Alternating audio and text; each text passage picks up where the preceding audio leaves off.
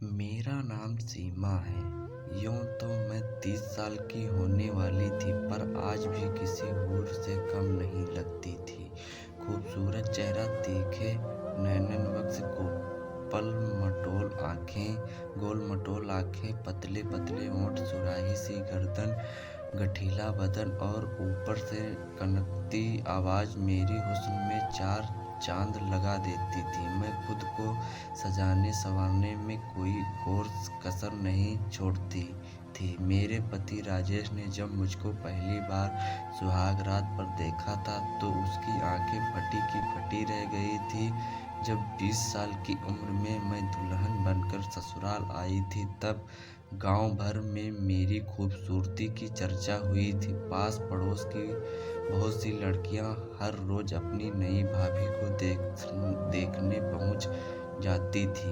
वही एक टक मुझको निहारती रहती थी। जब मेरी खूबसूरती को लेकर तरह तरह के सवाल जवाब करती तो मैं हंस कर बोलती, "दत्त मेरे तेरे की दत्त तेरे की यह भी कोई बात हुई?" राजेश ठहरा एक देहाती लड़का, बहुत ज़्यादा पढ़ा लिखा तो था नहीं, पर गाड़ी मैकेनिक का काम अच्छा जानता था। उसी के चलते तकरीबन 5 रुपये महीने वह कमा लेता था। काम करने वह पास के एक कस्बे में जाता था। शाम को ढले दाल सब्जी और गृहस्थी का सामान लेकर लौटता था। मैं सज संवर कर उसका इंतजार कर रही थी। अगर कभी राजेश को देर हो जाती तो मैं उसे उलाहना देते हुए कहती, "देखो जी, हम पूरे दिन आपके इंतजार में खड़े रहते हैं, पर आपको एक बार भी हमारी याद तक नहीं आती। ज़्यादा सताओगे तो हम अपने मायके चले जाएंगे।" यह सुनकर राजेश मेरी जी हुजूर करने लग जाता था। मैं मान भी जाती थी। गर्मा गर्म जलेबी मेरी कमजोरी थी। राजेश घर वालों से छिपाते छिपाते थोड़ी जलेबी अक्सर ले आता था। वक्त तेजी के साथ आगे बढ़ता गया। 5 साल बाद घर में 2 बच्चे भी हो गए। फिर शुरुआत हुई उनकी पढ़ाई लिखाई की। गांव में बहुत अच्छे स्कूल तो नहीं थे, इसलिए मैंने राजेश को कस्बे में जाकर रहने के लिए राजी कर लिया। कस्बे में आकर राजेश पूरी तरह काम में रम गया। अब उसे पहले से ज़्यादा मेहनत करनी पड़ रही थी। किराए का घर, मोल-तोल का सामान, बच्चों की फीस, ऊपर से गांव में माँ बाप के लिए भी कुछ न कुछ भेजने की चिंता हमेशा राजेश को खाए रहती थी। वह ओवर टाइम भी करने लगा था। जिंदगी की भाग दौड़ में राजेश हफने लगा था। अब उसमें पहले जैसा जोश व ताजगी नहीं बची थी। वह खा पीकर रात में जल्दी सो जाता था। उसके पास मेरी तारीफ करने के लिए ना तो शब्द बचे थे और ना ही उस समय बचा था। उन्हीं दिनों राजेश का दूर क्या रिश्तेदार का एक भाई संदीप काम की तलाश में उसके पास आया। वह एक कंपनी में नौकरी करने लगा। मेरे पास वाला ही कमरा किराए पर ले लिया। संदीप की ड्यूटी ज़्यादातर रात में ही होती थी। वह आधे दिन आराम करता और बाकी दिन में अपने छोटे मोटे काम निपटा लेता। मुझसे उसकी पटरी खूब बनती थी। खाली समय में हम दोनों खूब हंसी मजाक करते थे। संदीप मेरी तरफ के पुल बांधता तो मैं मुंह में आंचल भर कर हंस देती थी। संदीप मेरी मस्त हंसी में कहीं खो जाता था। संदीप की अभी शादी नहीं हुई थी। वह मेरे चुलबुलेपन, रूप रंग और मदमस्त अदाओं पर दीवाना हो चला था। मैं भी उसे छेड़ने का कोई मौका जाने नहीं देती थी। एक दिन मैं संदीप से बोली थी, "गांव कब जाओगे?" "क्यों, आपके लिए कुछ लाना है क्या भाभी?" "हाँ, लाना तो है, एक देवरानी।" संदीप इस पर कुछ झेप सा गया था। उधर बच्चों के स्कूल में छुट्टियां हो गई थी। मेरा भाई गोपाल शहर घूमने आया था।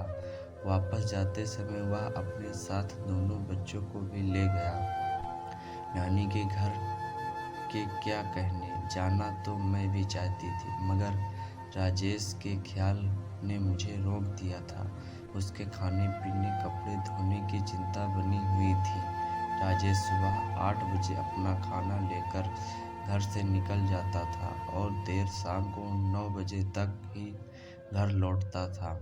संदीप की रविवार को छुट्टी होती थी। एक दिन वह आराम से दोपहर के 2 बजे तक सो कर उठा।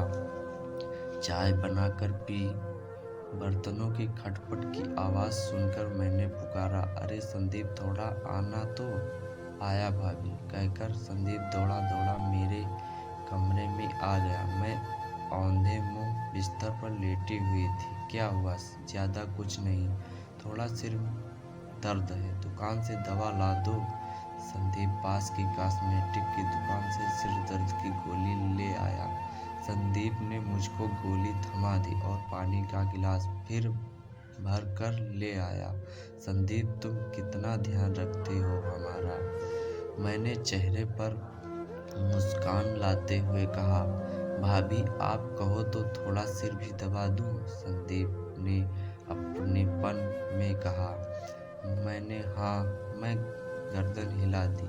संदीप मेरे सिरहाने एक कुर्सी पर बैठ गया। उसकी जादुई उंगलियां मेरे माथे पर थिरकने लगी। दवा के असर और संदीप की सेवा से मेरे माथे का दर्द तो बंद हो गया, मगर बदन में एक झुरझुरी सी दौड़ गई। अब एक अजीब सा खिंचाव मेरे मन में आ गया था। मैं बड़ी मुश्किल से खुद को रोक पा रही थी। मैंने बंद आंखों से ही कहा, ठीक है संदीप, तुम्हारा शुक्रिया।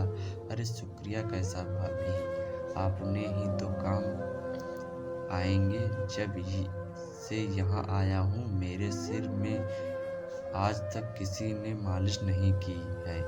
आप कर सकती हो क्या? मैं सोच में पड़ गई कि आखिर आज संदीप चाहता क्या है। बड़ी मुश्किल से मैं खुद को रोक पाई थी। फिर आग पानी का मिलन क्या करे, मना भी नहीं कर सकती। मैंने खुद को वक्त के हवाले कर दिया। मेरी पतली लंबी उंगलियां संदीप के सिर में हलचल मचा रही थी। वह धीरे धीरे सुध बुध खो रहा था। उसने मेरी गोल मटोल हथेली को पकड़कर चूम लिया। मैंने अपना हाथ खींचते हुए कहा, यह क्या है संदीप? यह मेरा शुक्रिया है भाभी। मैंने रोमांटिक होते हुए कहा। बस इतना सा शुक्रिया? संदीप ने मुझको अपने सामने की ओर खींच लिया और मुझको अपनी बाहों में भर लिया। फिर मेरे गालों को चूमने लगा।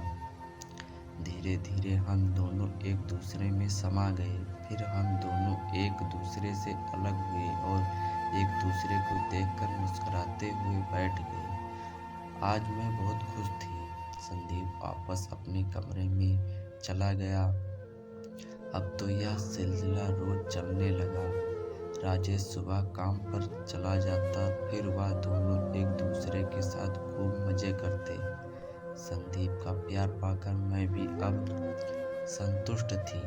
1 साल बाद संदीप के घर वालों ने उसकी शादी करा दी और वह शहर छोड़कर चला गया। उसकी याद में कुछ दिनों तक मैं बहुत रोई थी। धीरे धीरे मैं भी संदीप को भुलाकर एक नई शुरुआत करने लगी।